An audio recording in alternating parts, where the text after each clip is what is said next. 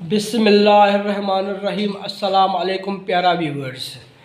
अॼु असां सिंधी अल्फ़ाबेट कटपटी ये मजूल पढ़ंदासीं।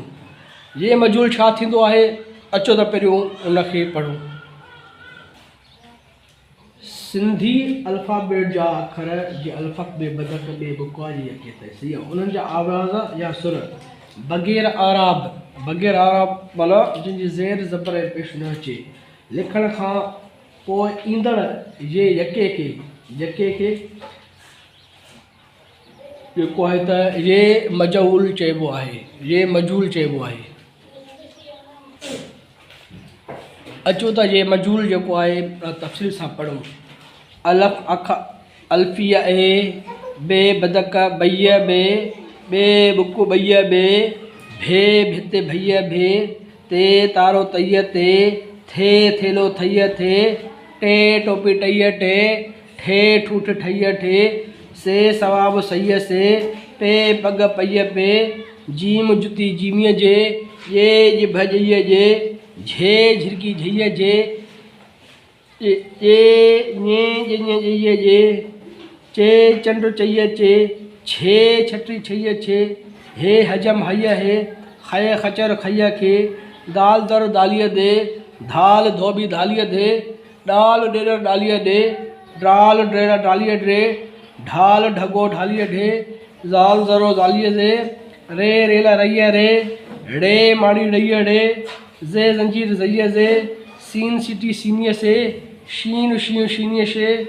स्वाद सूप स्वादिय से, ज़्वाद ज़ईब ज़ादिय से, उहे तो तुय ते, जुए ज़ालिम जुइय से, ऐन कैनिय ए, गैन गालीचो गैनिय गे, फे फनुसो फैय फे फीतो फैय फे, काफ कलम काफिय के, काफ किताब काफिय के, खे खट्टा खैय खे, गाफ गलो गाफिय गे, गे गहूँ गैय गे,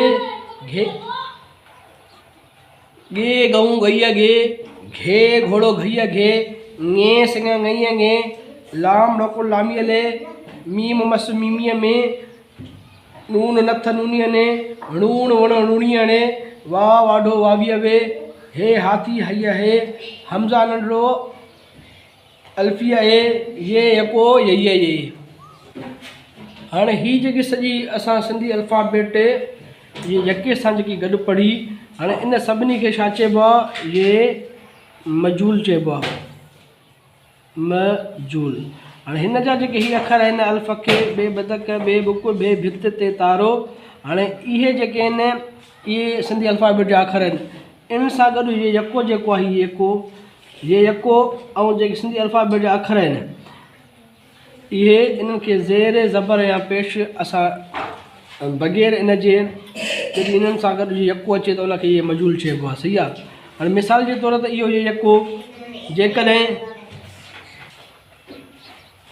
हे यको आहे, ये यको ये यकतारो, जेकॾहिं असां इनखे हिन शिकिल में लिखूं त छा हिन ते को फ़र्क़ु पवंदो? हिन ते को बि फ़र्क़ु न पवंदो। जॾहिं बि असां अखरनि मां लफ़्ज़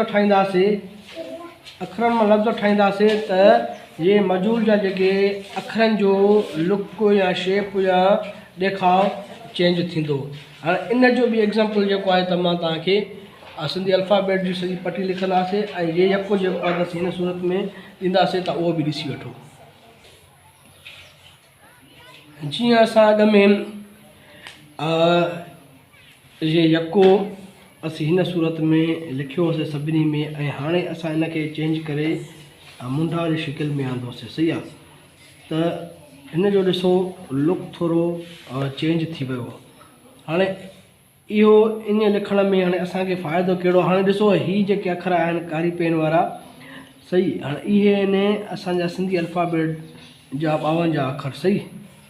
ऐं ये यको जेको मां जेको रेड पेन सां ॾिनो आहे, हाणे इहो हिन शेप मां चेंज करे हिनखे हिन शेप में ॾिनो आहे।